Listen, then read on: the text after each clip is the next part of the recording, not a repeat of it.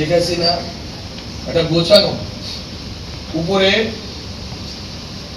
যে পিটপাট ভিতরে সদরঘাট বলে একটা কথা আছে, এই পুরা সিস্টেমটা উনি এমন ভাবে বানিয়েছেন, আরো দুঃশাসন এসব অনেক কথার বেড়া জালে এটাকে বন্দি করে রাখে।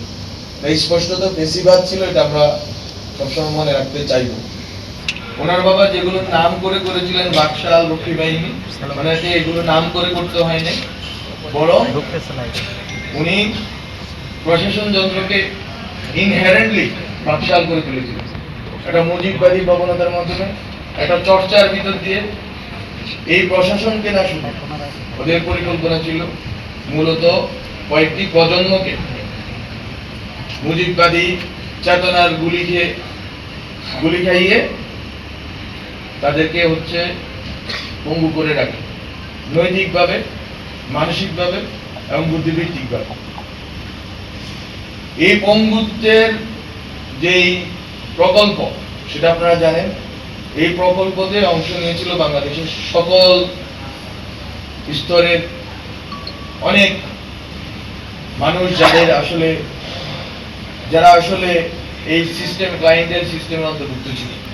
রাষ্ট্রের টাকা খরচ করে শেখ হাসিনা প্রশাসনে, পুলিশে এবং বিভিন্ন আইন শৃঙ্খলা বাহিনীতে এই আদর্শিক গুন্ডাদেরকে লালন পালন করত। সেখানে সাংবাদিকরাও ছিলেন, এটাও আমরা জানি। এই আদর্শিক গুন্ডারা বেসিক্যালি বাংলাদেশের হাজার হাজার মানুষের উপর যে গুম, খুন, নিপীড়নের একটা যে বাস্তুতন্ত্র ছিল, একটা ইকোসিস্টেম ছিল, এই ইকোসিস্টেমকে সাবস্টেনশিয়েট করেছে। তারা এটার জন্য ন্যায্যতা উৎপাদন করেছেন।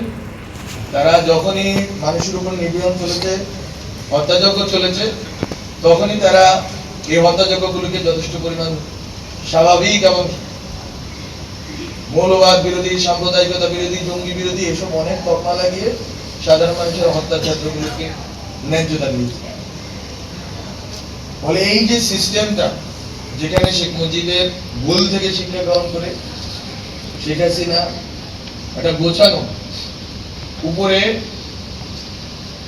যে পিটপাট ভিতরে সদরঘাট বলে একটা কথা আছে, এই পুরা সিস্টেমটা উনি এমন ভাবে বানিয়েছেন যে এই সিস্টেমে এখন আমরা যেখানেই হাত দিই না কেন ওখানেই আওয়ামী লীগের লোক পাওয়া যায়, যেখানেই হাত দিই না কেন ওখানে আদর্শিক গুন্ডাদেরকে পাওয়া যায়, যেখানেই হাত দিই না কেন আমরা ওখানে নিপীড়ক সত্তাকে পাই।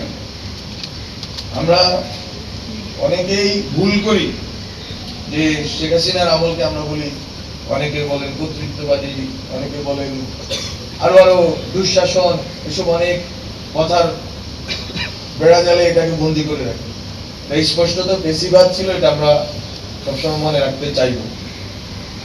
বেশিরভাগ এমন একটা ব্যবস্থা যেখানে অবশ্যই একটা বড় অংশের মানুষের, অন্ধ অনুরাগীদের অংশগ্রহণ থাকবে, যারা বাবাদর্শী গুন্ডামিটা করবে এদের অংশগ্রহণ থাকবে। এই যে আমরা যে গেটোয়াইজড একটা বাংলাদেশের ভিতরে বসবাস করি, এই বাংলাদেশে আমাদের তরুণরা স্বপ্ন দেখতে পারতো না।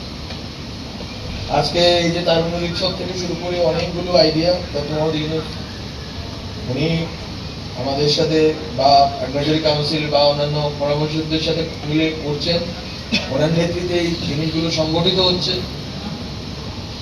লক্ষ্য হচ্ছে এই তরুণদের স্বপ্ন দেখানো, আমাদের প্রজন্মকে স্বপ্ন দেখানো।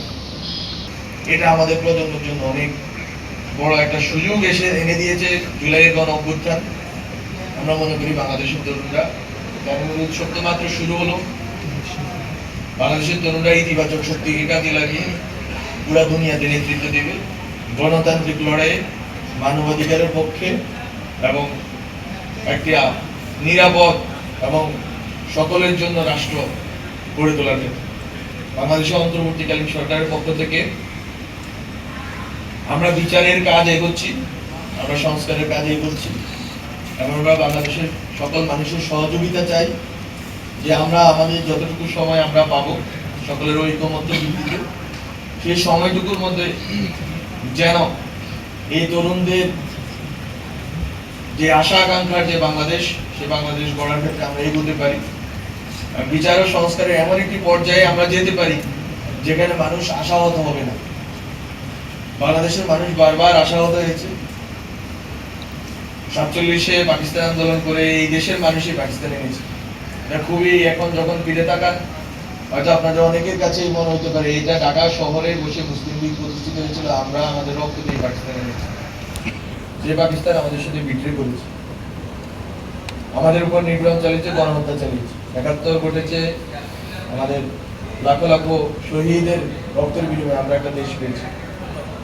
একটা রক্তক্ষয়ী যুদ্ধ হয়েছিল এই দেশে, গ্রামে গঞ্জে সর্বত্র যুদ্ধ হয়েছে। সেই যুদ্ধের ভিতর দিয়ে আমরা এদেশকে মুক্ত করতে পারি, স্বাধীন হতে পারি না। 90 ঘটেছে, আজকে 24 ঘটেছে। ফলে বারবার আমরা ভুল করছি, বারবার হোঁচট খাচ্ছি, কিন্তু এবার বোধ হয় আমরা আর হোঁচট খেলে আর আমরা উঠে দাঁড়াতে পারবো না। কারণ এবারে যে তরুণ জনগোষ্ঠীর যে অংশ, আমাদের ডেমোগ্রাফিক ডিভিডেন্ডের কারণে এই অংশ 2040-50-এর দশকে গিয়ে এটা মাইনাস যখন হয়ে যাবে আমাদের জন্মহার, তখন একটা বড় অংশের মানুষ আমরা বার্ধক্যে পরিণত হব, এবং তখন আসলে আমরা এই রাষ্ট্রকে গড়ে তোলার আর কোনো সুযোগ পাবো না। ফলে আমরা যে সুবর্ণ সুযোগটা পেয়েছি একটা রক্তপূর্ণ অভ্যুত্থানের ভিতর দিয়ে, সেই সুযোগটা আমাদের কাজে লাগাতে হবে। ব্যক্তি, সমাজ এবং রাষ্ট্রকে পুনর্গঠিত করতে হবে এবং বাংলাদেশের তরুণ সমাজকে বৈশ্বিকভাবে নেতৃত্ব দিতে হবে।